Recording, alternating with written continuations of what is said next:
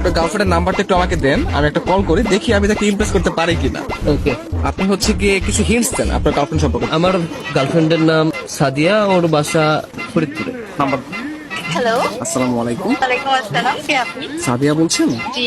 আমাকে আপনি চিনবেন না, আমি আর কি আপনাকে অনেকদিন ধরে ফেসবুকে ফলো করি। কেন কল করেছেন? আপনার পরিচয় কি? অ্যাকচুয়ালি আমার নাম হচ্ছে মাহিন, তো আপনি আমাকে চিনবেন না, পরিচয় দিয়েও লাভ নেই। আপনি দেখতে যেরকমটা সুন্দর, আজকে কল করার পর মনে হলো আপনার বয়সটাও এরকম সুন্দর।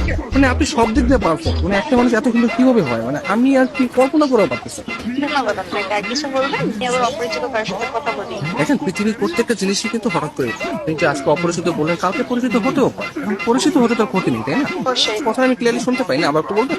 শুনতে পাচ্ছেন না? হ্যাঁ, এখন শুনতে পাচ্ছি, মানে আপনার কথা শুধু আমার কানে না, আমার মনেও পৌঁছে যাচ্ছে। আপনি বলেন। আপনি অনেক ভালো ফ্লার্ট করতে পারেন। আমি কোনো ফ্লার্ট করতেছি না, আমি আসলে সত্যি মানে সত্যি কথাই বলতেছি। ধন্যবাদ। আপনি কোথায় থাকেন? আসলে ছোটবেলা থেকে আমি অনেক জায়গায় থেকেছি, কখনো